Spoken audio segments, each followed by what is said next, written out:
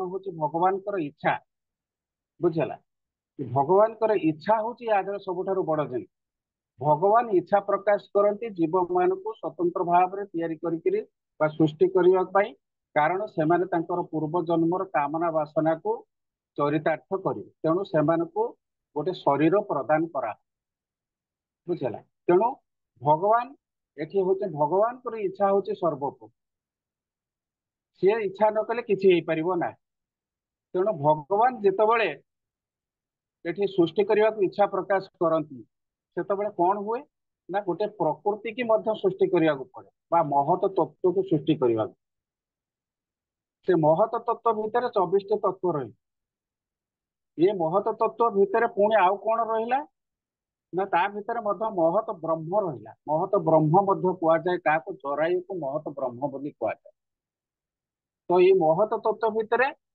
प्रथमे आम जानी कारण देखो साई विष्णु जितेबाला भगवान को इच्छा को पूर्ण करने जो भगवान सृष्टि सर्जना करने को इच्छा प्रकाश करते से भगवान स्वयं निजे कारण देखो साई मान विष्णु रूप से प्रकाशित होगी असंख्य ब्रह्मांड सृष्टि करते असंख्य ब्रह्मांड तो से जो ब्रह्मांड गुड़िक प्रकृतिर अंश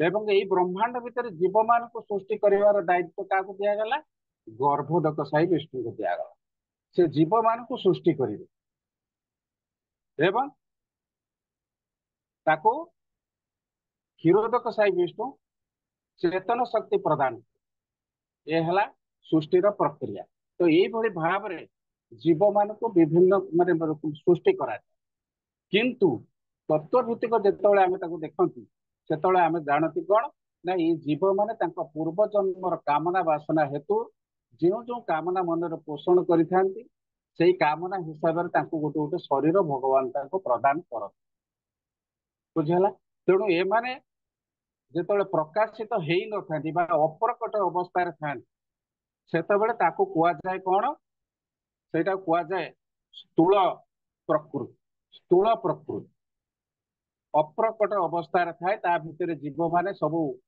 रही था कि बाहर को प्रकाशित हो न था बुझ जमी माटी भितर सब जिन अच्छी किंतु आम देखी पारना तार भर पात्र इटा तार भर विभिन्न प्रकार हांडी कड़े सब आम माटी भितर किंतु से सब जिनस को माटी भितर आम दर्शन करपारती ना जमी भगवान उदर मध्य जिते एम सब स्थित था सूक्ष्म शरीर से अप्रकट अवस्था था भगवान पुणी जो सृष्टि संभव करेंगे सृष्टि सर्जना करेंगे से प्रकटित हे तो ये केमी प्रकटित हे से गोटे बाट दरकार ना तो प्रकटित हाँपाई प्रथमे भौतिक जगत सृष्टि प्रकृति तैयारी जो प्रकृति की महत तत्व बोलिकी विवेचना करागला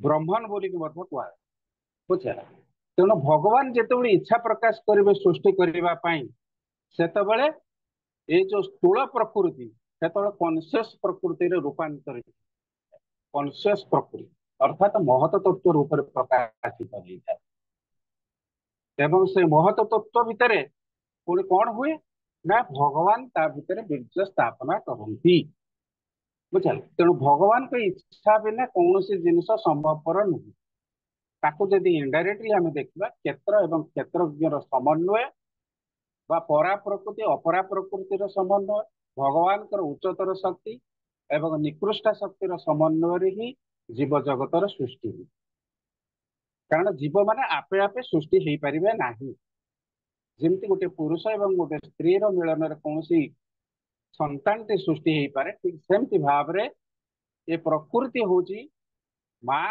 एवं भगवान स्वयं होती बीज प्रदानकारी पिता बुझा तेणु भगवान जितेबले महत ब्रह्म जो जरायुटा को कहुए महत ब्रह्म से जरायु जो बीज स्थापन करती से भर विभिन्न प्रकार जीव सृष्टि होती एवं विभिन्न प्रकार जीव कहीं सृष्टि होती ना से कामना वासना हेतु जेहेतु पूर्व जन्म जहाँ जहाँ कामना था ସେଇ ଅନୁସାରେ ସେମାନଙ୍କୁ ଏକ ଏକ ଶରୀର ମିଳିଥାଏ।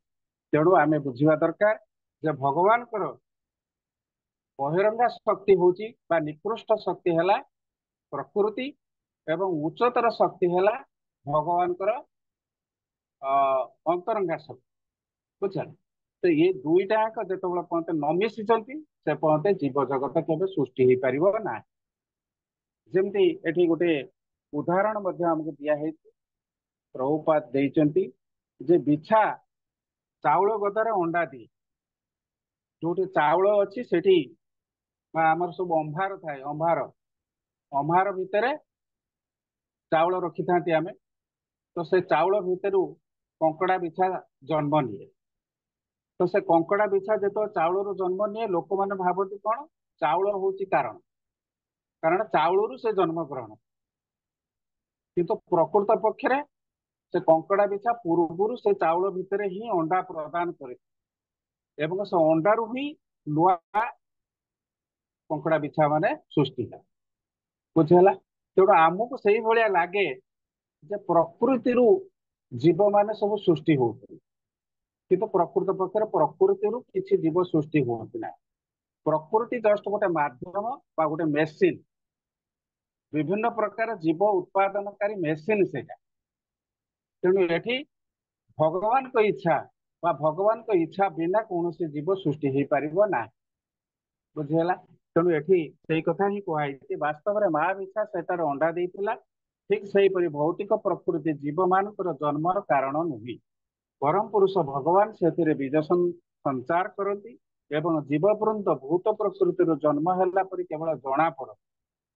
ପ୍ରକୃତିରୁ ଜନ୍ମ ହେଲା ଭଳିଆ ଜଣା ପଡେ, କିନ୍ତୁ ପ୍ରକୃତିରେ ପ୍ରକୃତରେ ପ୍ରକୃତି କାରଣ ନୁହେଁ। ବୁଝୁଛି? ତେଣୁ ଭଗବାନ ହିଁ ପ୍ରକୃତରେ ହଉଛନ୍ତି ସୃଷ୍ଟିକର୍ତ୍ତା, କାରଣ ସିଏ ତ ବୀଜ ସ୍ଥାପନା କରୁଛନ୍ତି ନା। ତେଣୁ ସିଏ ହିଁ ପ୍ରକୃତ ପିତା ବା ଆଦି ପିତା ତାଙ୍କୁ ସେଇଥିପାଇଁ କୁହାଯାଏ ଏବଂ ତାଙ୍କ ବିନା କେବେ କୌଣସି ଜୀବ ସୃଷ୍ଟି ହେଇପାରିବ ନାହିଁ। ତେଣୁ ଜୀବ ତାର ପ୍ରାରବ୍ଧ କର୍ମ ଅନୁଯାୟୀ ଗୋଟିଏ ଗୋଟିଏ ଭୌତିକ ଶରୀର ପ୍ରାପ୍ତ ହୁଏ। ସେ ଶରୀରକୁ ଭୂତ ପ୍ରକୃତି ସୃଷ୍ଟି କରେ। ଭୂତ ପ୍ରକୃତି କେବଳ ଗୋଟେ ମାଧ୍ୟମ ଏବଂ ସେ ସୃଷ୍ଟି କରେ। ଜୀବ ତାର ପ୍ରାରବ୍ଧ କର୍ମ ଅନୁଯାୟୀ ସୁଖ ଦୁଃଖ ମଧ୍ୟ ଭୋଗ କରେ। ଏ ଭୌତିକ ଜଗତରେ ଯେତେ ପ୍ରକାର ଜୀବ ଦେଖାଯାନ୍ତି ସେ ସମସ୍ତଙ୍କର କାରଣ ହଉଛନ୍ତି ଭଗବାନ ପରମେଶ୍ୱର। ବୁଝିହେଲା ନା? ଏ ଶ୍ଲୋକଟାକୁ ବୁଝିପାରିଲେ ନା ବୁଝିପାରିଲେ? ଆଚ୍ଛା ପ୍ରଭୁ ସିଏ ହରେ କହିଲେ କୃଷ୍ଣ ପ୍ରଭୁଜୀ, ଜଣେ ଜଣେ ପଚାରନ୍ତୁ।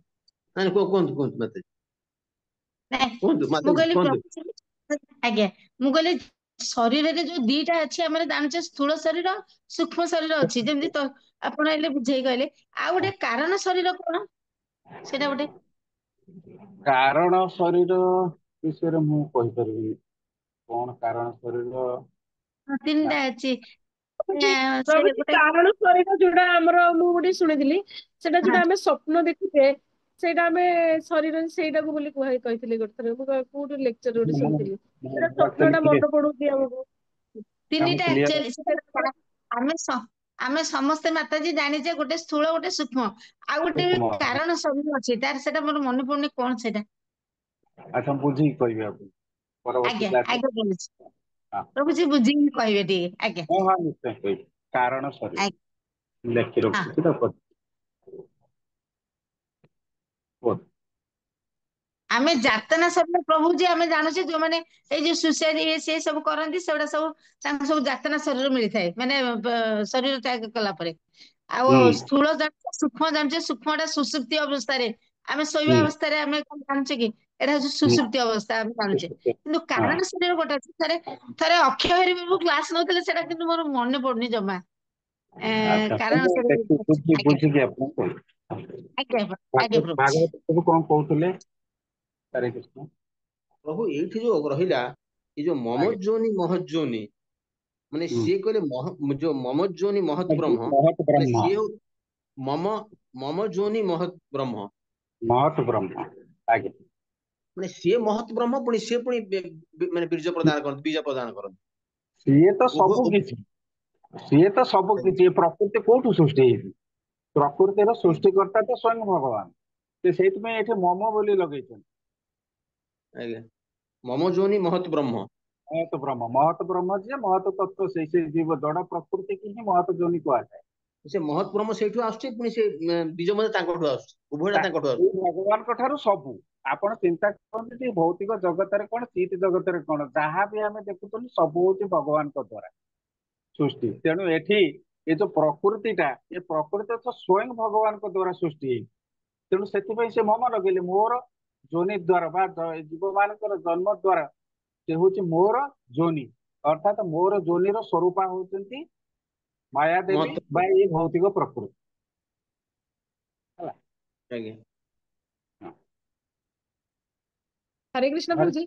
ପ୍ରଭୁଜୀ ଏଇଟା ମାନେ ଆମେ ଯେମିତି ଭାବୁଛେ ସବୁବେଳେ ଏଇଟା ପ୍ରକୃତି ସବୁ କରୁଛି, ମାତ୍ର ଏଇଠି ଏତେ ସୁନ୍ଦର ଭାବରେ ଆମେ କ୍ଲିୟର ହେଇପାରିଲୁ ଯୋଉଟା ପ୍ରକୃତି କିଛି ଭଗବାନଙ୍କର କରୁନି। ଆଉ ଗୋଟେ ଶକ୍ତି ଅଛି ଅନ୍ତରଙ୍ଗା ଶକ୍ତି, ଆଉ ପ୍ରକୃତି ସହିତ ମିଶିଲେ ହିଁ ହଉଛି। ମାନେ ଦିଟା ହଁ ଶକ୍ତି ଯେମିତି ମିଶିଲେ ଗୋଟେ ବୀଜ ସୃଷ୍ଟି ହୁଏ, ସେମିତି ଦିଟା ଆମେ ଭାବୁଛୁ ପ୍ରକୃତି ହିଁ ସବୁ କରୁଛି। ନା ପ୍ରକୃତି ବହୁତ ଏଠି ସୁନ୍ଦର ଥିଲା। କେବଳ ଗୋଟେ ମାଧ୍ୟମ, ପ୍ରକୃତି କେବଳ ମାଧ୍ୟମ ସୃଷ୍ଟି। ସେଇଥିପାଇଁ ଲାଷ୍ଟକୁ କଣ ଲେଖିଲେ ପ୍ରଭୁପାଦ, ଯେ ଏଇଟା ଜୀବ ମାନେ ସୃଷ୍ଟି ହେଲା ଭଳିଆ ଜଣା ପଡନ୍ତି ପ୍ରକୃତି, କିନ୍ତୁ ପ୍ରକୃତିରେ ପ୍ରକୃତି କାରଣ ନୁହେଁ, ସ୍ୱୟଂ ଭଗବାନ ହିଁ ହଉଛନ୍ତି କାରଣ। କାରଣ ସିଏ ହଉଛନ୍ତି ସର୍ବ କାରଣର କାରଣ, ତେଣୁ ସିଏ ହିଁ ସୃଷ୍ଟିକର୍ତ୍ତା। ପରବର୍ତ୍ତୀ ଶ୍ଲୋକ। हरे कृष्ण प्रभु दंडवत प्रणाम। श्लोक नंबर 4। सर्वजोनिषु कौन्तेय मूर्तयः सम्भवन्ति च तासां ब्रह्म महत जोनिरहं बीजप्रदः पितः। अहम अनुवाद। पिता।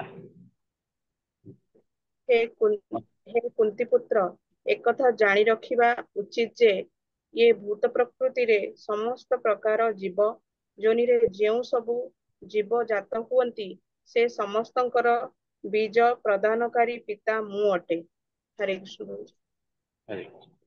तो ଏଠି ଭଗବାନ ନିଜେ କ୍ଲିୟର କରିଦେଲେ ଏ କଥାଟାକୁ ଯେ ଏ ଭୂତ ପ୍ରକୃତିରେ ସମସ୍ତ ପ୍ରକାର ଜୀବ ଜାତ ହୁଅନ୍ତି। ତାମାନେ ଏ ପ୍ରକୃତିରୁ ହିଁ ସବୁ ପ୍ରକାର ଜୀବ 84 ଲକ୍ଷ ଜୀବ ଜମିରେ ଯେତେ ଜୀବ ଅଛନ୍ତି ସମସ୍ତେ ଏ ପ୍ରକୃତିର ଅନ୍ତର୍ଗତ ବା ପ୍ରକୃତିରୁ ହିଁ ସୃଷ୍ଟି ହୁଅନ୍ତି। ଏବଂ ସମସ୍ତ ପ୍ରକାର ଜୀବ ଜମିରେ ଯେଉଁ ସବୁ ଜୀବ ଜାତ ହୁଅନ୍ତି ସମସ୍ତଙ୍କର ଜୀବ ପ୍ରଦାନ ଏ ବୀଜ ପ୍ରଦାନ ପାରି ପିତା ହଉଛି ମୁଁ। ସମସ୍ତଙ୍କର ପ୍ରତ୍ୟେକଟି ଜୀବ ମାନଙ୍କର ବୀଜ ପ୍ରଦାନକାରୀ ପିତା ମୁଁ। ତାର କାରଣ ହଉଛି ଯେ ଭଗବାନ ଏଠି ଯୋଉମାନଙ୍କୁ ସବୁ ସୃଷ୍ଟି କରନ୍ତି ସେମାନେ ତାଙ୍କର ବିଭିନ୍ନ କାମନା ବାସନା ହେତୁ ବିଭିନ୍ନ ପ୍ରକାର ଶରୀର ଲାଭ କରନ୍ତି, ବିଭିନ୍ନ ପ୍ରକାର ଶରୀର ଲାଭ କରନ୍ତି। ତେଣୁ ଏଠି ଭଗବାନ ହିଁ ବୀଜ ପ୍ରଦାନକାରୀ ପିତା ଅଟନ୍ତି ସମସ୍ତଙ୍କ ପାଇଁ। ତେଣୁ ସିଏ ହଉଛନ୍ତି ବୀଜ ପ୍ରଦାନକାରୀ ପିତା। ତେଣୁ ତାଙ୍କୁ ଏଠି ଆଦି ପିତା ବୋଲିକି ମଧ୍ୟ ଗ୍ରହଣ କରାଯାଏ। ସିଏ ହଉଛନ୍ତି ସୃଷ୍ଟିର ପ୍ରଥମ ପିତା, ବୁଝିଲା। ତେଣୁ ଜୀବଗଣ ଭୂତ ପ୍ରକୃତି ଏବଂ ଚିତ ପ୍ରକୃତିର ସମ୍ମିଶ୍ରଣ ଅଟନ୍ତି। ଜୀବଗଣ ଭୂତ ପ୍ରକୃତି ଏବଂ ଚିତ ପ୍ରକୃତି, ଅର୍ଥାତ ଏଠି ଭୂତ ପ୍ରକୃତି ହେଲା ବହିରଙ୍ଗା ଶକ୍ତି ବା ନିକୃଷ୍ଟ ଶକ୍ତି ଏବଂ ଚିତ ପ୍ରକୃତି ହେଲା ଉଚ୍ଚତର ଶକ୍ତି ବା ପରା ପ୍ରକୃତି। ତେଣୁ ପରା ଏବଂ ଅପରା ପ୍ରକୃତିର ସମ୍ମିଶ୍ରଣ ତମେ କହିପାର, ବା ଭଗବାନ ଏବଂ ପ୍ରକୃତିର ସମ୍ମିଶ୍ରଣ ଏଠି କୁହାଯାଇପାରେ, ବା ଭଗବାନଙ୍କର ଦୁଇଟି ଶକ୍ତି ବହିରଙ୍ଗା ଶକ୍ତି ଅନ୍ତରଙ୍ଗା ଶକ୍ତିର ସମ୍ମିଶ୍ରଣ ମଧ୍ୟ କୁହାଯାଇପାରେ। ତେଣୁ ଏହିପରି ଭାବରେ ଜୀବମାନେ ସୃଷ୍ଟି ହୁଅନ୍ତି। କେବଳ ସେତିକି ନୁହେଁ ଯେ କେବଳ ଯେ ଭୌତିକ ଜଗତରେ ଏଇ ପୃଥିବୀରେ ହିଁ ଜୀବମାନେ ଦେଖାଯାଆନ୍ତି ତାହା ମଧ୍ୟ ନୁହେଁ। ଏଠି କୁହାଯାଉଛି ଯେ ପ୍ରତ୍ୟେକ ଲୋକରେ, ଅର୍ଥାତ 14 ଭୁବନ 14 ଲୋକ ଅଛି, 14 ଲୋକରେ ବିଭିନ୍ନ ସ୍ଥାନରେ ବିଭିନ୍ନ ପ୍ରକାରର ଜୀବମାନେ ସବୁ ବିଭିନ୍ନ ପରିବେଶରେ ରହିଛନ୍ତି। ତେଣୁ ଏଠି ଜୀବମାନେ ହଉଛନ୍ତି ସର୍ବଗତ, ତାଙ୍କୁ ସର୍ବଗତ ବୋଲି କୁହାଯାଏ। କାହିଁକି ସେମାନେ ସର୍ବଗତ? ନା ପ୍ରତ୍ୟେକ ଲୋକରେ ସେମାନେ ସବୁ ବାସ କରନ୍ତି। ତେଣୁ ତାଙ୍କୁ ସର୍ବଲୋକ ବୋଲି କୁହନ୍ତି। ପାଣିରେ ଦେଖିବାକୁ ମିଳିବ, ନିଆଁରେ ଦେଖିବାକୁ ମିଳିବେ, ବରଫ ଭିତରେ ଦେଖିବାକୁ ମିଳିବେ, ଗ୍ରହ ନକ୍ଷତ୍ର ମାନଙ୍କ ମଧ୍ୟରେ ମଧ୍ୟ ଦେଖିବାକୁ ମିଳିବେ ଏଇ ଜୀବମାନେ। ତ ସବୁଆଡେ ଯେହେତୁ ସେମାନେ ଅଛନ୍ତି ତେଣୁ ତାଙ୍କ ଜୀବକୁ ଏଠି ସର୍ବଗତ ବୋଲି ମଧ୍ୟ କୁହାଯାଏ। ତେଣୁ ଜୀବମାନେ ବିଭିନ୍ନ ସ୍ଥାନରେ ଜନ୍ମ ଗ୍ରହଣ କଲେ ମଧ୍ୟ ଭଗବାନ ହଉଛନ୍ତି ତାର ବୀଜ ପ୍ରଦାନକାରୀ ପିତା। ତେଣୁ ଏଇ ଧାରଣା ଆମେ ମନ ଭିତରେ ରଖିବା ଦରକାର, କାରଣ ଏ ହଉଛି ଭଗବାନଙ୍କର ଶକ୍ତିର ଅନ୍ତର୍ଗତ। ସୃଷ୍ଟି ସେଇ ଦ୍ୱାରା ହିଁ ସମ୍ଭବପ୍ରଦ ହେଇପାରିଛି। ପରବର୍ତ୍ତୀ ଶ୍ଲୋକ। ହରେ କୃଷ୍ଣ।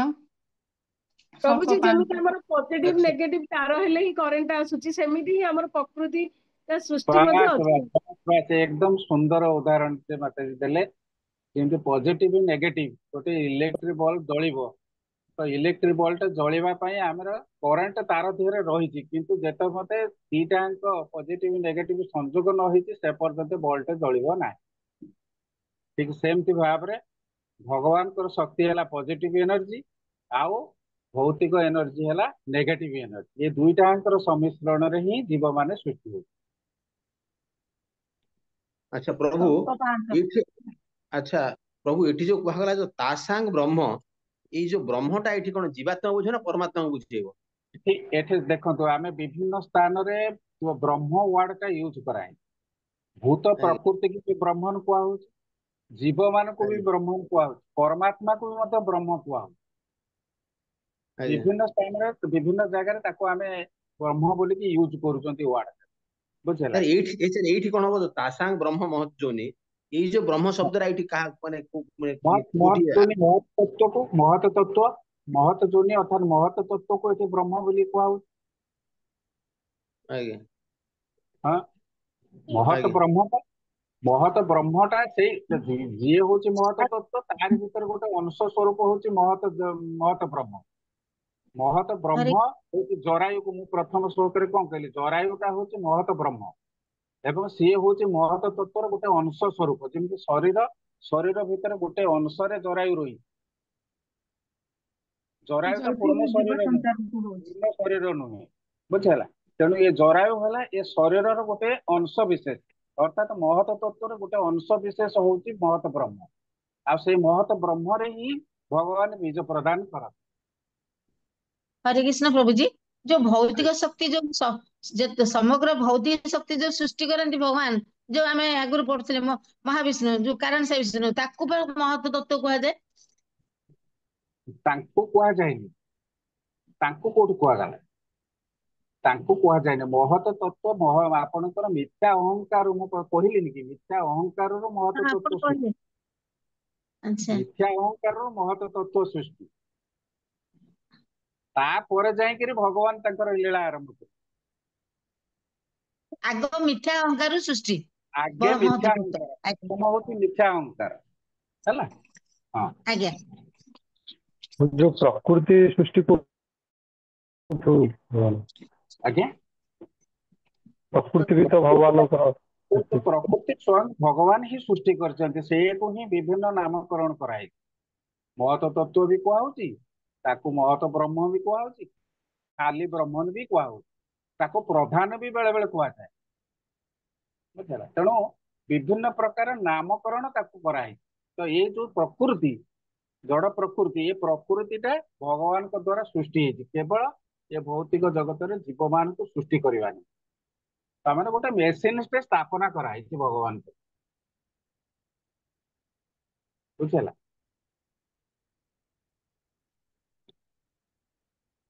परवर्ती श्लोक। ଶ୍ଲୋକ 5। सत्वरजस्तम इति गुणा प्रकृति संभवाः निबध्वन्ति महाबाहो देहदेहिनमव्ययम्। ଅନୁବାଦ, ଭୂତ ପ୍ରକୃତି ସତ୍ୱ ରଜ ଓ ତମ ଏହି ତ୍ରିଗୁଣକୁ ନେଇ ଗଠିତ। ଯେତେବେଳେ ଜୀବ ଭୂତ ପ୍ରକୃତିର ସଂସ୍ପର୍ଶରେ ଆସେ, ହେ ମହାବାହୁ ଅର୍ଜୁନ, ସେତେବେଳେ ସେ ଏ ଗୁଣ ମାନଙ୍କ ଦ୍ୱାରା ଆବଦ୍ଧ ହୁଏ। ହରେ କୃଷ୍ଣ।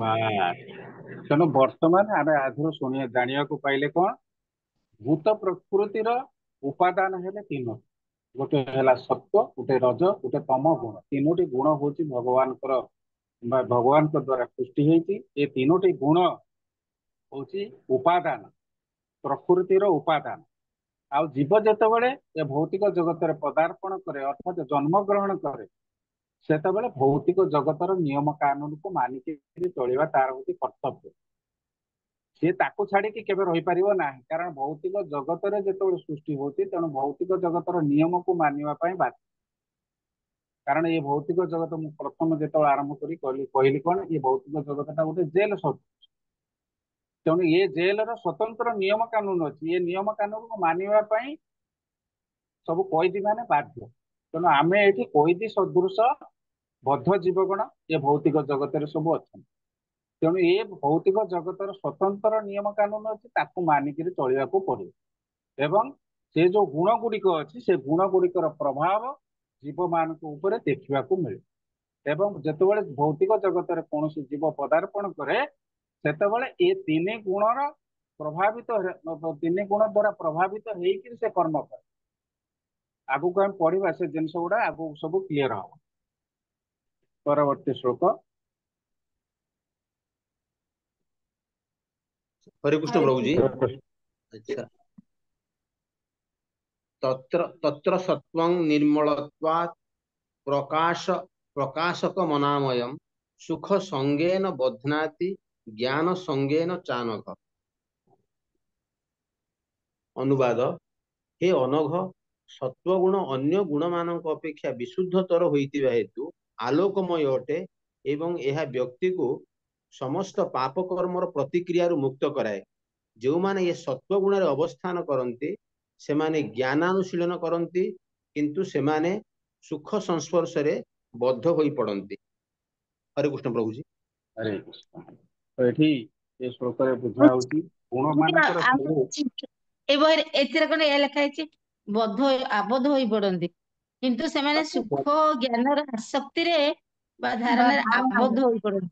ହୋଇ ସେ ପଡନ୍ତି। ଆଜ୍ଞା ମୋର ବି ସେଇଆ ଲେଖା ହେଇଛି। ବଦ୍ଧ ସେଇଆ ଆବଦ୍ଧତା ବଦ୍ଧ ସେଇଆ। ବଦ୍ଧ ଅର୍ଥ ବନ୍ଧନ, ଆବଦ୍ଧ ଅର୍ଥ ବି ବନ୍ଧନ। ବୁଝିଲେ? ତେଣୁ ଆଜ୍ଞା ଏ ଯୋଉ ସୁଖ ଜ୍ଞାନର ଆସକ୍ତିରେ ପ୍ରଭୁଜୀ ପଢିଲେ କି ସୁଖ ଜ୍ଞାନ ବୋଲି। ସେଇଟା ଆଜ୍ଞା ସେଇଟା ଆମେ ଆଗକୁ ସେଇଟା କ୍ଲିୟର ମାତା ହେଇଯିବ जी ସବୁ। ଏଟା ହଉଛି ଆମର ପୁରୁଣା ମୋର ଏଟା ପୁରୁଣା ଭଲ୍ୟୁମ ପୁରୁଣା ସେଇଆ ଲେଖା ବହି ହେଇଛି। ମୋର ନୂଆ ବି ସେଇ ଭଲ୍ୟୁମ ପୁରୁଣା ବହି, ମୋର ପୁରୁଣା ବହିରେ ବଦ୍ଧ ଲେଖା ହେଇଛି।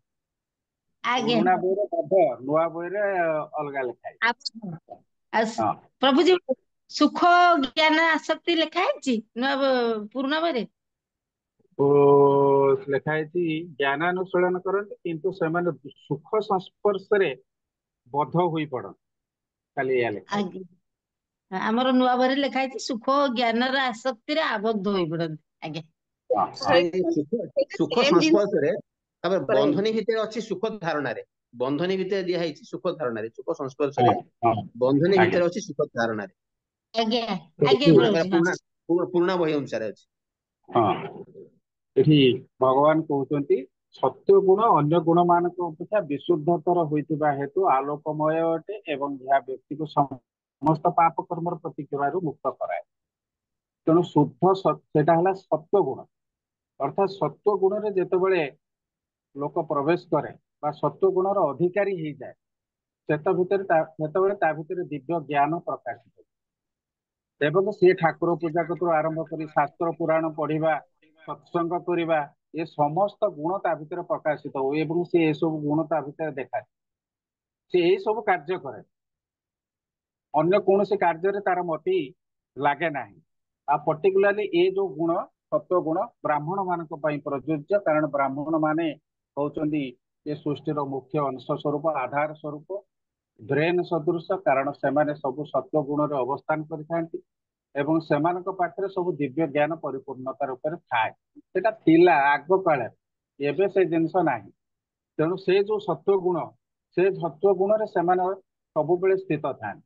କାହିଁକି ନା ସେମାନେ ବ୍ରହ୍ମକୁ ଜାଣନ୍ତି ଏବଂ ବ୍ରହ୍ମଙ୍କ ବିଷୟରେ ହିଁ ଲୋକମାନଙ୍କୁ ଜ୍ଞାନ ପ୍ରଦାନ କରେ। ତେଣୁ ସାଧାରଣ ଭାବରେ ଯଦି ଦେଖିବା ତାହେଲେ ପରମ ତତ୍ଵ ଜ୍ଞାନ ସେଇମାନଙ୍କୁ କେବଳ ଜଣା, ବ୍ରାହ୍ମଣ ମାନଙ୍କୁ।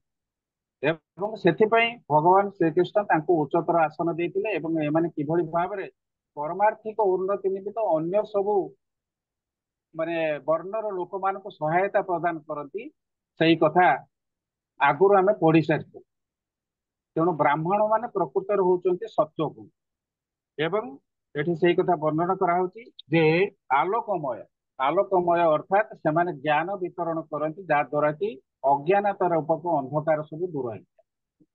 ବୁଝିଲା? ତେଣୁ ଆମେ ସାଧାରଣତଃ ଭୌତିକ ଜଗତର ଲୋକମାନଙ୍କୁ ଦେଖନ୍ତି ସେମାନେ ଅଜ୍ଞାନତାରେ ପରିପୂର୍ଣ୍ଣ, ଯୋଉଥିପାଇଁ ସବୁ ଭୁଲ କାମ କରନ୍ତି, ତା ଫଳରେ ସେମାନେ ଦୁଃଖ ବେଶୀ ପରିମାଣରେ ଭୋଗ କରନ୍ତି।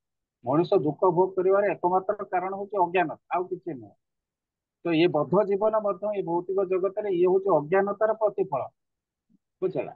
ତେଣୁ ये ज्ञान जेतेबेले प्राप्त हो जीव सेतेबेले ता पाखरु ये समस्त अज्ञानता दूर हो जाए आपे आपे एवं जेतेबेले सत्व गुण रे स्थित हो जाए सेतेबेले कौन हुए ना पाप कर्मर प्रतिक्रिया रु मुक्त हो जाए जीव से मुक्त हो पाप कर्मर प्रतिक्रिया रु मध्य मुक्त हो जाए कारण से तो ज्ञान आहरण करिवो ना ज्ञान स्तर रे जेतेबेले उपनीत होबो सेतेबेले तो ता पाखरे दिव्य ज्ञान प्रकाशित होइबो जाफल सी आ भूल काम करिवो ना तेणु जहाँ तार सेतेबेले से भगवान को शरण को संपूर्ण भाव में आसीबो भगवत तत्व ज्ञान को आहरण करिवो माने भगवान को शरण को से आसीबो एवं भगवान को शरण को आसीगला माने तार पाप कर्मर प्रतिक्रिया सब मध्य लोप पाइगला तापर जो माने एही सत्व गुण रे अवस्थान करती से माने ज्ञानानुशीलन करती ज्ञानानुशीलन सत्संग करिबा शास्त्र पढ़िबा ये सब होची सेमानकर प्रवृत्ति किंतु सेमाने सुख संस्पर्श रे बद्ध होई पड़ंती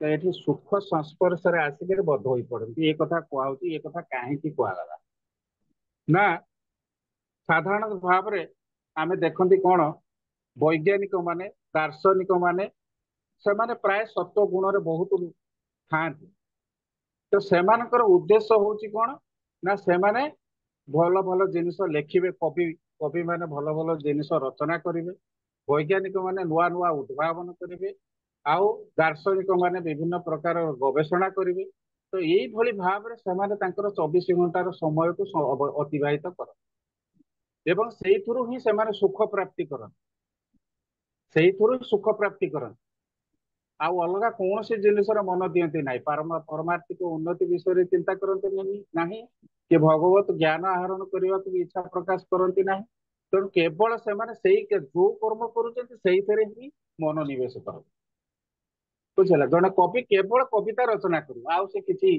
करने को तार इच्छा हुए जिते जो बसला कविता रचना जड़े गाल्पिक सी भी तार गप लिखार व्यस्त बुझेगा से वैज्ञानिक से सब चिंतन कर कारण से चेतन से था मुख्य कथा है से चेतन ही था तो से चेतना सीना आसिले से आसिक परमार्थिक चेतना लाभ करेंगे कि मारे भगवान को विषय रे किसी ज्ञान आहरण करेंगे किंतु से आमे जमी भक्तगण शुद्ध भक्तगण बा भगवान सेवक गण एम सब कौन भगवान को चेतना था केमी मुझे भगवान को सेवा करी काली केमी गीता पढ़ी कि भागवत श्रव क्लास अच्छी श्रवण करी तो यही चेतना भक्त मान था बुझे ठीक से भाया चेतना दार्शनिक मानकर भी थाए सेमाने तांकर सब गवेषणा रे सेमाने निभ फिलोसोफिकल नॉलेज एनालिटिकल नॉलेज ता भितर सेमाने व्यस्त थांती सेमती भाव रे वैज्ञानिक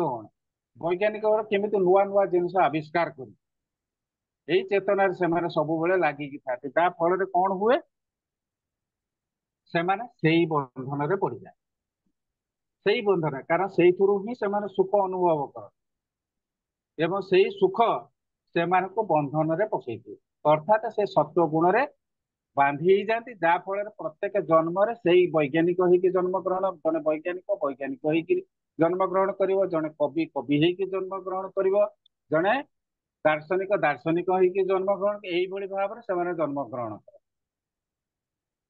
बुझे ना बुझे लगे ये परवर्ती माने जो श्लोकर सेकेंड पारारे एक कथा संपूर्ण भाव में वर्णना कराए पढ़ीदेवे तादेरु ठीक मुझे जहाँ कहले से ही लेखा है बुझला ये सत्वगुण मुझे पढ़ी दूँ तथापि यहीपरि से सत्वगुण अवस्थान कर तदनुजाई कार्य करने को खूब आग्रही हुई उठती एवं जे पर्यंत से प्रकार कार्य प्रति एक आकर्षण थाए से पर्यंत से प्रकृतिर गुण अनुजाई एक प्रकार शरीर ग्रहण करने को पड़ो जेहेतु जड़े वैज्ञानिक केवल उद्भावन कर इच्छा अच्छी एवं से सी सब निमग्न होती से चेतना रोचे तेणु सी तार से भाया शरीर गोटे प्राप्त करे मृत्यु करे से मुक्तिर आ संभावना न था कारण जो मैंने सीना पारमार्थिक ज्ञान आहरण करेंगे से सीना मुक्तिर द्वार देश उपनीत हे जेहेतु एम केवल भौतिक चिंतार मग्न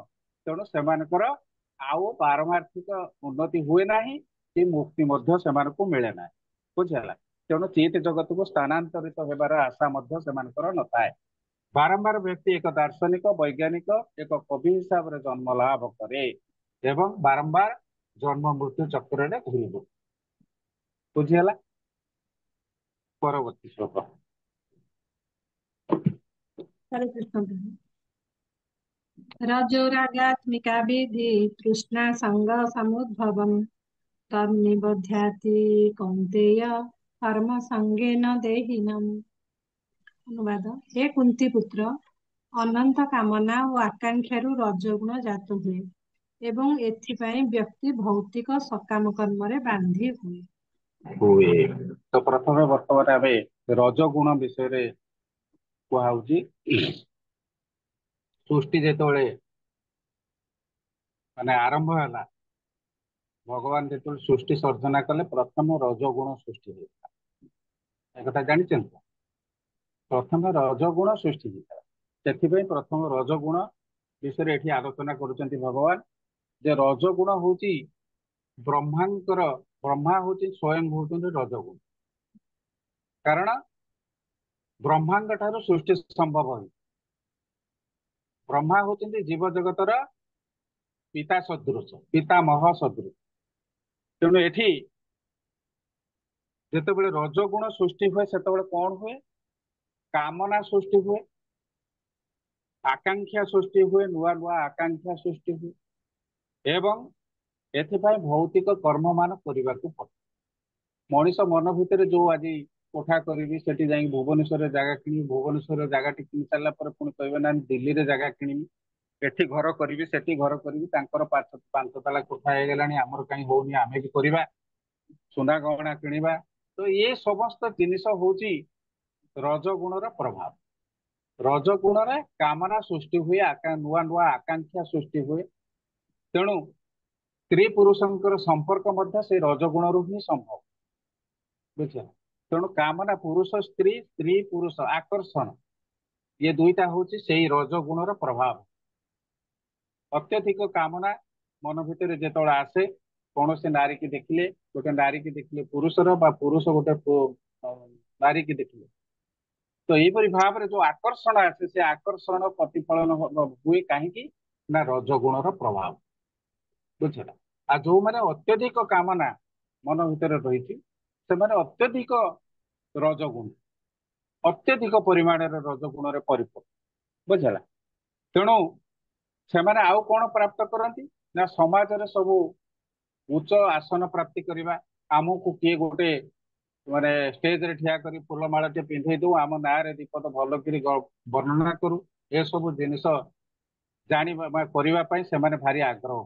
ସମ୍ମାନ, ପ୍ରତିଷ୍ଠା, ଐଶ୍ୱର୍ଯ୍ୟ ଏସବୁକୁ ପ୍ରାପ୍ତ କରିବା ହଉଛି ରଜଗୁଣୀ ବ୍ୟକ୍ତି ମାନଙ୍କର ଲକ୍ଷଣ। ବୁଝିଲା? ତେଣୁ ଏଇଭଳି ଭାବରେ ଯେତେବେଳେ ସେମାନେ ଆସକ୍ତ ହେଇଯାଆନ୍ତି, ସେମାନେ ସବୁ ବିଭିନ୍ନ ପ୍ରକାର କର୍ମରେ ମଧ୍ୟ ନିୟୋଜିତ। କାହିଁକି ନା କାମନାକୁ ଚରିତାର୍ଥ କରିବା ସମସ୍ତଙ୍କ ପକ୍ଷରେ କେବେ ସମ୍ଭବପର ନୁହେଁ। ତେଣୁ ସେ କାମନା, ଅନନ୍ତ କାମନା, କାରଣ ଗୋଟିଏ କାମନା ସରିବ, ପୁଣି ଗୋଟେ କାମନା ସୃଷ୍ଟି ହେବ। ସେ କାମନା ପୂର୍ଣ୍ଣ ହେଇଗଲା, ପୁଣି ଆହୁରି ଗୋଟିଏ କାମନା ସୃଷ୍ଟି ହବ। ଯେତେବେଳେ କାମନା ବି ପୂର୍ଣ୍ଣ ନ ହବ, ସେତେବେଳେ କ୍ରୋଧ ଆସିଗଲାଣି। ବୁଝୁଛି? ଏ ସମସ୍ତ ଜିନିଷ ପରିପୂରକ ଭାବରେ ସବୁ ଗୋଟା ଲାଗି ଲାଗିକି ରହୁଛି। ତେଣୁ କାମନା କେବେ ମାନେ ସମାପ୍ତ ହୁଏ ନାହିଁ, ଅନନ୍ତ କାମନା ସେଥିପାଇଁ କୁହାଯାଏ। ତ ମନୁଷ୍ୟ ମାନଙ୍କର ଚେତନା ସବୁବେଳେ ସେ କାମନା ଭିତରେ ହିଁ ବଶୀଭୂତ ହେଇକି ରହିଥାଏ। ତେଣୁ ତୁମେ ବି ଲକ୍ଷ୍ୟ କର, ଆଜିକାଲି ଯୋଉ ସବୁ ଇଞ୍ଜିନିୟର ଫିଞ୍ଜିନିୟର ସବୁ କଣ୍ଟ୍ରାକ୍ଟର ସବୁ ବଡ ବଡ ସବୁ ଧରା ପଡୁଛନ୍ତି, କୋଟି କୋଟି ଟଙ୍କା ରଖୁଛନ୍ତି, କାହିଁକି? କାରଣ ଅନନ୍ତ କାମନା ଯୋଗୁ। ଆରେ ମୋର ଯଦି ମୁଁ 5 ଲକ୍ଷ କୌଣସି ପ୍ରକାରରେ ରୋଜଗାର କରିଦେଲି, ସପୋଜ ମୋ କହିବା କଥା ଯେ ମୁଁ ଯଦି 5 ଲକ୍ଷ ରୋଜଗାର କରିଦେଲି, ମୋର ଯଦି ସେତିକିରେ ସବୁ କିଛି ମେଣ୍ଟି ଯାଇପାରୁଛି, ତାହେଲେ ମୁଁ କୋଟି କୋଟି ଟଙ୍କା ରୋଜଗାର କରିବାର ଆବଶ୍ୟକତା କଣ? ମୁଁ ସେଇ ଯୋଉ ଆକାଂକ୍ଷା ମନ ଭିତରେ ଆସିଲା ବା କାମନା ମନ ଭିତରେ ଆସିଲା ଯେ ମୁଁ ଆହୁରି ମିଳୁଛି ଯେତେବେଳେ ଆହୁରି ଅଧିକରୁ ଅଧିକ ଗ୍ରହଣ କରିବା ଉଚିତ, ତାକୁ ରଖିପାରିବ ନାହିଁ। ମାଟି ତଳେ ପୋତିକି କୋଉଠି ଖଟ ତଳେ ପୁରେଇକି ରଖିଲେଣି, କୋଉଠି ତକିଆ ଭିତରେ ପୁରେଇକି ରଖିଲେଣି, ତ କୋଉଠି ଜାଗା କିଣିକି ପକେଇ ଦେଲେଣି। ତ ଏଇଭଳି ଭାବରେ ସେମାନେ ପଇସାକୁ ନେଇକିରି ସଦୁପଯୋଗ କରୁନାହାନ୍ତି, ବିନିଯୋଗ ଠିକ ଭାବରେ କରିପାରୁନାହାନ୍ତି, ଯାହା ଫଳରେ ସେମାନେ ସବୁ ଆଜି ଧରା ପଡୁ। ବୁଝିଲା? ତେଣୁ कामना से कामना को कम करवा दरकार कामना रहिबो मनुष्य अच्छी माने तार कामना रहिबो कामना को त्याग कर मनुष्य के बंची पारिबो ना तेणु ये कामना को लिमिटेड कर दवा दरकार लिमिट ता देहरे दवा दरकार मोर एतिकी हेले चलिबो 8 रो आ 10% जदि बढ़ीगला ताले चलिबो किंतु जेतिकी अछि तार 200% 300% अधिका करवा एई जो कामना विपद को टाणी आनु घोर विपद को टाणी आनु जहाँ फल जाके जेल भीतर सीधा जाके जेल आउ एठी कोठी नाही स्थान बुझला तेणु एभली व्यक्ति माने परिवार को सुख दबा पाई निज पे किसी करती परिवार को सुख दवाई सब चिंता कर स्त्री पुत्र पिला छुआ बापा माँ एम सब सुख दवाई विभिन्न प्रकार कर्म नियोजित हो दरकार पड़े से अनैतिक कार्य कर बुझला तेणु ये जो रजगुण ये रजगुण प्रभाव भारी खतरनाक तो आम संसार जदि आम देखा संसार में अबाउट 95% ऊर्ध्व लोक होती रजगुण प्रभाव सब रजगुणी अब पर्टिकुलाली ये जो कली जुगर वर्तमान समाज 21st सेंचुरी आम देखुं पिला माने सबू होचन रजगुण खाली पैसा पचर ही दाम आउ किछि भल चेतना किछि भल जिनस शिक्षा करवा एम पाखे ना खाली पैसा पछरे गोड़े बुझल तेणु रजगुण प्रभाव है तो मनुष्य मतलब बहुत दुख कष्ट भोग करे आगो को पड़े परवर्ती श्लोक को जानतु हरे कृष्ण प्रभु जी गोटे क्वेश्चन थिला प्रभु जी ये जो रजगुण प्रभाव रे आमे जो पैसा रोजगार करंती साधु संत मानक संस्पर्श रे जदि आसिकी ताको जदि डाइवर्ट से करा जाए से रजगुण प्रभाव रु तो से प्रभु जी तांको प्रभाव तो कटि जीवो देखो तो ये जिनस है गोटे अलग जिन आमे वर्तमान सुधा गुणर प्रभाव कथा पढ़ुंट आगो को से विषय आप जो क्वेश्चन टा कले तार क्वेश्चन उत्तर आगो को हम पाई लेखा है से विषय सबकि लेखा है तार सदुपयोग करने विषय लेखा है यहाँ हूँ सदुपयोग जदि भी आम किंतु भगवान तो कहते असत उपाय माने जो पैसा रोजगार करा जाए ताकू जदि मो मंदिर को दान करागला ताकू मु केबे ग्रहण करे मु केबे भी ग्रहण करे बुझला तेणु जो मैंने सब काम लगे दिखती तो से निजे भावती कौन आम सब मुक्ति पाईगलु माने पैसा गुड़ाक आम हाथ बाहरी गला तेणु आमको आ भय ना बुझला किंतु प्रकृत पक्षरे तार सदुपयोग कथा जदि आम चिंता करें जदि आध्यात्मिक दिगरे जदि से पैसा को विनियोग करा जाए तार प्रकृत कौन सुफल मिले ना जमी कहती जे फूलटे जदि चोरी करके आनी भगवान ग्रहण कर जदि फूलटे को भगवान ग्रहण करूना ताली धन संपत्ति केमती भगवान ग्रहण कर भगवान तो कहूना तू चोरी करी मत दे तो पाखे जेतिक अच्छी तू दे टंकाटे अच्छी टंकाटे दे तू ये 1,00,000 टंका दबार आवश्यकता ना चोरी करके 1,00,000 टंका दबु मु कहीं से ग्रहण करी तो चोरी संपत्ति की मुझे ग्रहण करी बुझल पापर प्रतिक्रिया भोग करने को पड़े यहाँ हूँ प्रकृतिर नियम आज्ञा प्रभु जी हरे कृष्ण अरे परवर्ती श्लोक पढ़ो। हरे कृष्ण श्लोक 8 हम्म।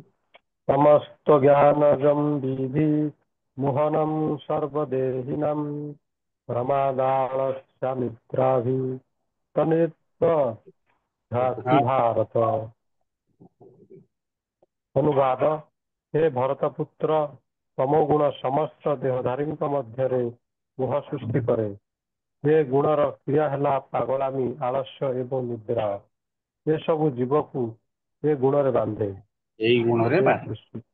हरे कृष्ण तो ये कहते तम गुण रे समस्त देहधारी जीव मध्य मोह सृष्टि हुए एवं जहा फल से भितर पागलामी देखा जाए आलस्य निद्रा एगुड़ा सब देखा जाए आउ कौन सबुठ बड़ जिन भर अज्ञानता देखा एम भर सबुठ अधिक अज्ञानतार प्रतिफलन बुझला जो अज्ञानतार प्रतिफलन आपण मैंने देखिथे खूब कम दिन भितर आम देखी गोटे बोधे 8-15 दिन खंड हम टीवी न्यूज रे देखुला गोटे लोकटे बस टाक आनिक रास्ता कड़े रखिदे लोक से अच्छा ମଦ ପିଇ ଦେଇଛି, ଏତେ ପରିମାଣର ମଦ ପିଇ ଦେଇଛି ଯେ ଗୋଟେ ପଙ୍କ ଗାଡିଆ ଭିତରକୁ ଯୋଉଠି ଏକଦମ ଆବର୍ଜନା ପରିପୂର୍ଣ୍ଣ, ଏତେ ଆବର୍ଜନାରେ ପରିପୂର୍ଣ୍ଣ ହେଇଛି ସେ ଗାଡିଆ ଭିତରକୁ ଡେଇଁକିରି କି ଆନନ୍ଦରେ ସେ ଡେଉଁଥାଏ, ପହଁରୁଥାଏ। ମାନେ ଅଇଁଠା ପତ୍ର ପତ୍ର ପତ୍ର ଆରମ୍ଭ କରି କି ଏତେ ଆବର୍ଜନାରେ ପରିପୂର୍ଣ୍ଣ ସେ ଜାଗା, ଆପଣ ଭାବି ପାରିବେନି। ଆପଣ ମାନେ ଫଟୋରେ ଦେଖିଦେଲେ ବି ଆପଣଙ୍କୁ ବାନ୍ତି ଆସିବ। କିନ୍ତୁ ସେଭଳି ଲୋକ ସେ ଗାଡିଆ ଭିତରକୁ ଡେଇଁକି ପହଁରୁଛି, ବୁଡି ଯାଉଛି, ବୁଡିକିରି ଯାଇକି ଏମୁଣ୍ଡୁ ଯାଇ ସେଠି ଉଠୁଛି। ମାନେ କେତେ ଆନନ୍ଦ ସେ ଅନୁଭବ କରୁଛି ତା ଭିତରେ।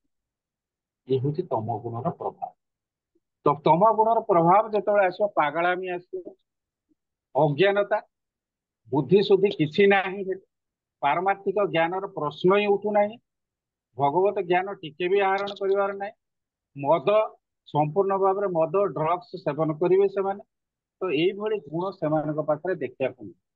ତ ସେମାନେ ଆଳସ୍ୟ, ମଦ ଫଦ ପିଇଦେଲା ମାନେ ଅଧିକା ନିଦ୍ରା ହବ, ଅଧିକା ଖାଇବେ, ଅଧିକା ନିଦ ବି ହବ। ତେଣୁ ଆଳସ୍ୟ, କାମ କରିବାକୁ ଇଚ୍ଛା ବି ହବ। ବୁଝିଲା?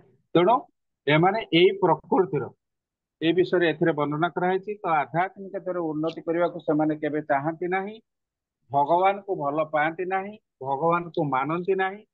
ଦରକାର ପଡ଼ିଲେ ଯକ୍ଷ ରାକ୍ଷସ ମାନଙ୍କୁ ଆମେ ପଢିବା, ସେଇଟା ଯକ୍ଷ ରାକ୍ଷସ ମାନଙ୍କୁ ସବୁ ପୂଜା କରନ୍ତି। ତ ସେମାନେ ଏଇଭଳି ଭାବରେ ଅଧୋଗତି ହୁଅନ୍ତି ଯେ ପୁରା ନିମ୍ନ ସ୍ତରକୁ ଦରକାର ପଡ଼ିଲେ ପଳେଇ, ଏକଦମ ନିମ୍ନ ସ୍ତରକୁ।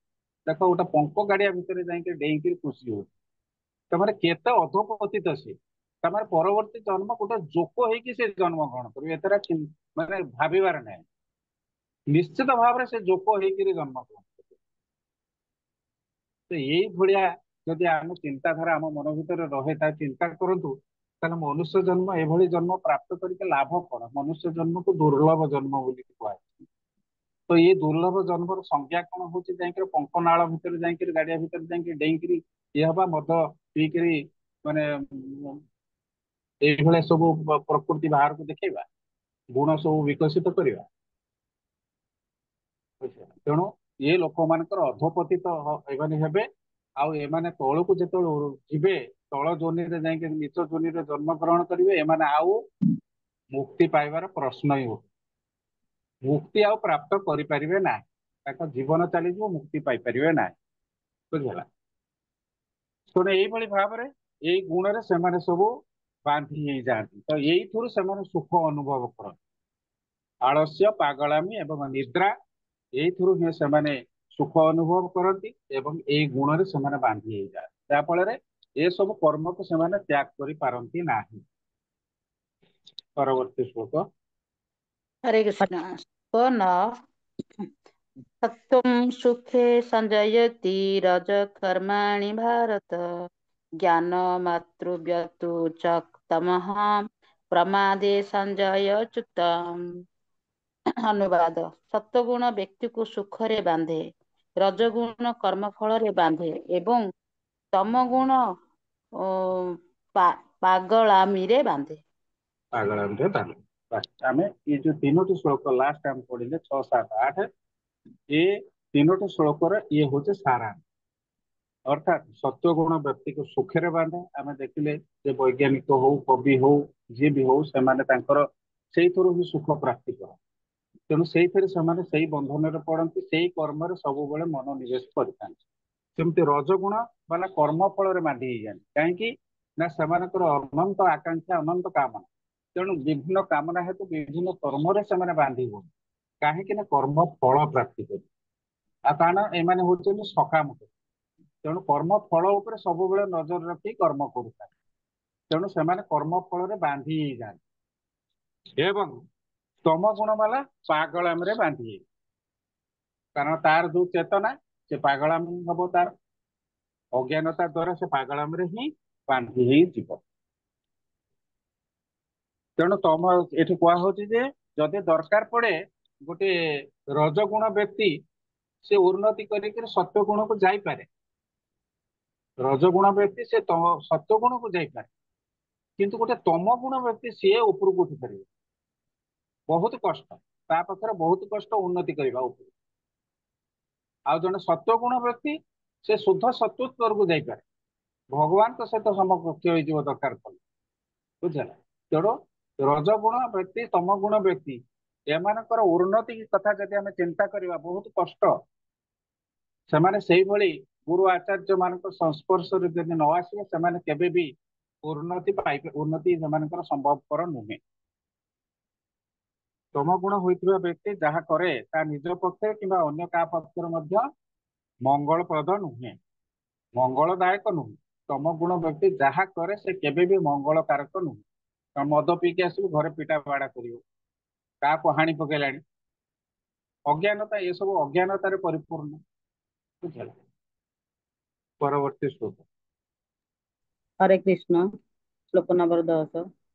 ରଜସ୍ତମଶ୍ଚ ବିଭୂୟ ସତ୍ୱଂ ଭବତି ଭାରତ। ରଜଃ ସତ୍ୱଂ ତମଶ୍ଚୈବ ତମଃ ସତ୍ୱ ରଜಸ್ತଥା।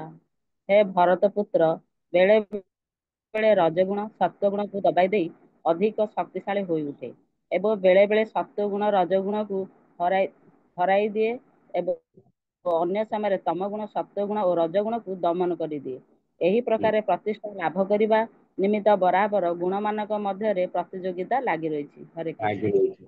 ଆମେ କେବଳ ମାନେ ଭୌତିକ ଜଗତରେ ଦେଖନ୍ତି କଙ୍କଡା ଭଳିଆ ଲୋକ, କଙ୍କଡା ଭଳି ଆଚରଣ କରୁଥିବା ଲୋକମାନେ, ଯଦି କିଏ ଉପରକୁ ଟିକେ ଉଠିଗଲା ତାକୁ ଯାଇ ଟାଣିକି ତଳକୁ ଖସେଇ, ଏଇଟା ଏଇ ଭୌତିକ ଜଗତରେ ଦେଖାଯାଏ। ସେ କାହିଁକି ଉପରକୁ ଉଠିଗଲା, ତାର କାହିଁ ଅଧିକ ପଇସା ହେଇଗଲା, ତାକୁ ଧରେଇ ଦବା, ବୁଝିଗଲା। ତେଣୁ ଏଇଭଳିଆ ପ୍ରକୃତି ସାଧାରଣତଃ ଆମେ ଲୋକମାନଙ୍କ ପାଖରେ ଦେଖନ୍ତି, ଜୀବ ମାନଙ୍କ ପାଖରେ ମଧ୍ୟ ଦେଖିବା।